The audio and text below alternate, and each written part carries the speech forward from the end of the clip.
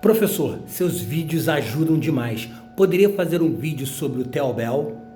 Existem alguns personagens no RPG de Vampiro à Máscara que foram escolhidos para serem os personagens assinaturas de cada clã. Eles são personagens que aparecem em diversas publicações e inclusive são as capas, geralmente, dos livros de clã.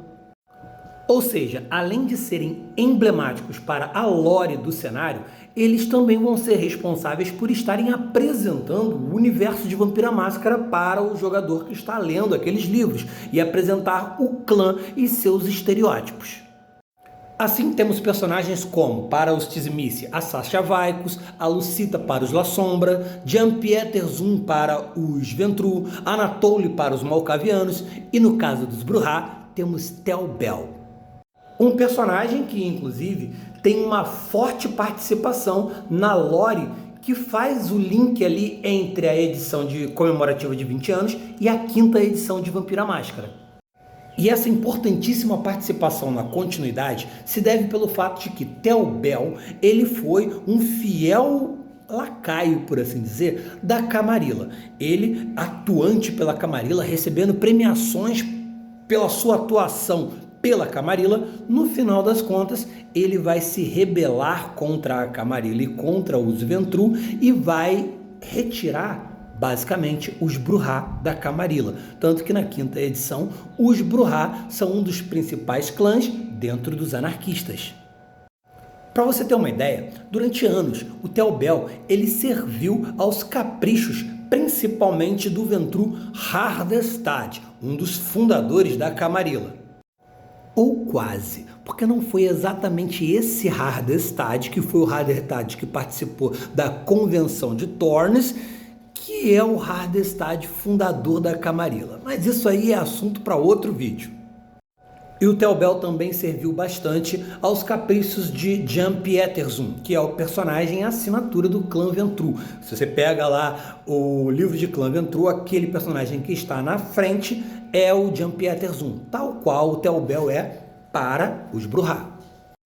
Mas enfim, nos últimos anos, o Theo Bell ele meio que estava de saco cheio das ações que a Camarilla estava tomando e do que a Camarilla estava pedindo para ele fazer, que ele já estava fazendo muito a contragosto.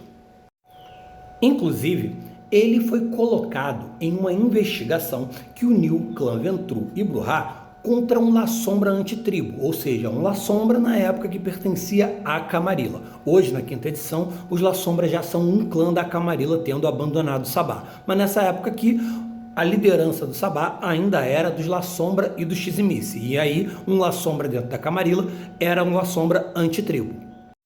E esse La Sombra em específico é Marcus Vitel, um cara que é paranoico por controle e poder e que sofreu uma tentativa de destruição por Sasha Vaikos, a personagem assinatura do clã Tzimice, lá em 1999, ano em que também vamos ter o despertar do antediluviano Ravnus, coisa que vai ser sentido pelo Marcus Vitel.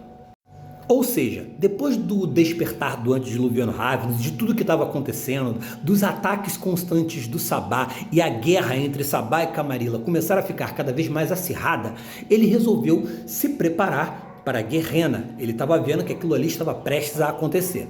Porém, a sua preparação foi um tanto quanto exagerada. A forma que ele resolveu se preparar foi com uma guerra nuclear.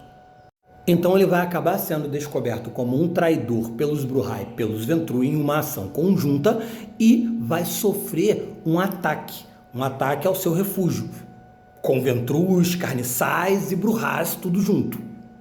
Entre os principais líderes da investigação e desse ataque, para os Ventrue, nós tínhamos Jean-Pierre Zoom, e entre os Brujah, dois se destacaram, Theo Bell e Christopher Romuald, que é o personagem que a gente joga no jogo Vampire Redemption, Vampire Masquerade The Redemption, que é um jogo de videogame.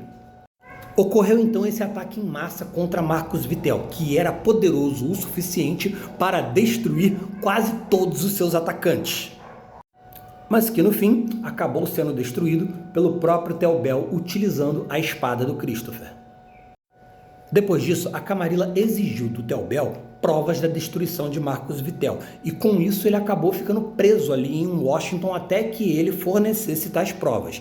Nisso, ele começou a atuar junto com o gangrel nodista Becket, onde eles inclusive invadiram a fortaleza da Sasha Vicus para roubar alguns dos manuscritos que ela possuía sobre a Gehenna, já que a Vicus também é uma estudiosa nodista. Rival do Becket nessa ânsia por conhecimento. E nas investigações que Theobald acabou promovendo junto com Becket, eles acabaram por descobrir que o Marcus Vitel possivelmente era uma entidade vinda do abismo e que o que eles destruíram possivelmente pode ter sido um simulacro de sombras. Mas a história do Marcus Vitel é para outro vídeo. O importante aqui é o que o Theobald vai descobrir sobre o que possivelmente o Marcus Vitel desejava: um estado livre para Washington. Ou seja, Washington não teria o controle nem do Sabá, nem da Camarilla e estaria livre da Jihad, a guerra eterna entre as gerações de vampiros. E nós já tivemos entre os Brujah diversos ideais na promoção de estados livres. Então, depois de muita reflexão sobre tudo o que estava acontecendo e diante da sua insatisfação pelos rumos que a Camarilla estava tomando, provavelmente é nesse ponto que Theobald decide abandonar a Camarilla. O que nos leva ao ano de 2012, onde a gente vai ter o Conclave de Praga, onde vai ter uma discussão entre os anarquistas e a Camarilla, culpando um ao outro por conta da Segunda Inquisição que estava exterminando os vampiros em todo o mundo. E é aqui que os Brujah se revoltam contra os Ventrue e, liderados pelo Theobald, eles fazem um ataque surpresa. E esse ataque acabou destruindo diversos Ventrue importantíssimos para a Camarilla. O primeiro a cair, inclusive, cai pelas mãos de Theobald, ou para sua espingarda de bafo do dragão, que é Hardestad. E Jan Pieterson também vai estar entre os Ventrue que foram destruídos. E é nesse momento em que os Ventrue declaram guerra contra os anarquistas e os Brujah decidem abandonar a Camarilla de vez e passar a participar do movimento anarquista. Vampiros que rejeitam o status quo que a Camarilla coloca, os privilégios dos anciões, e que também culpam a Camarilla pelos estragos feitos pela Segunda Inquisição. Então, como vimos aqui, Theobald, durante muitos anos, ele foi um fiel protetor da Camarilla, atuando como arconte, sob a liderança de Justicares Brujah. Inicialmente, o Justicar Brujah que o liderou foi o seu próprio senhor, Dom Cerro, e depois Jaroslav Pazak. Ou seja, Theobald era temido e respeitado, tanto pela Camarilla quanto pelo Sabá, e agora tratado como herói pelos anarquistas. Enquanto humano, Theobald nasceu em 1829 como escravizado nos Estados Unidos, uma época pouco antes da Guerra Civil Norte-Americana. Ele trabalhava com a sua família em uma fazenda de algodão, até que em dado momento ele, sua mãe e suas irmãs foram vendidas para outro fazendeiro, outro senhor de escravizados, e a família foi separada. O pai e os irmãos foram para outro lugar. E esse novo senhor meio que fazia o que queria fazer com as irmãs do Theobald.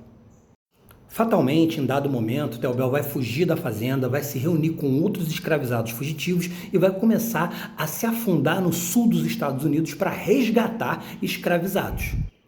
Em dado momento, uma das suas missões vai dar errado e ele vai acabar sendo salvo por um Brujah, o Dom Cerro.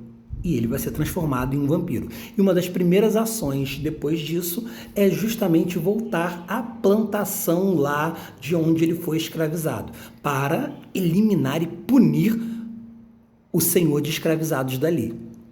O problema é que ele vai entrar em frenesi e vai destruir todo mundo na fazenda, inclusive suas irmãs. O Dom Cerro, ele não vai transformar o Theobald em um vampiro à toa. Ele já estava há muito tempo acompanhando as façanhas que o Theobald estava fazendo, resgatando escravizados. É, uma historinha pesada, eu sei. Mas e você? Já conhecia a história do Theobald? Ele já apareceu em alguma das suas campanhas? Conta aí pra gente.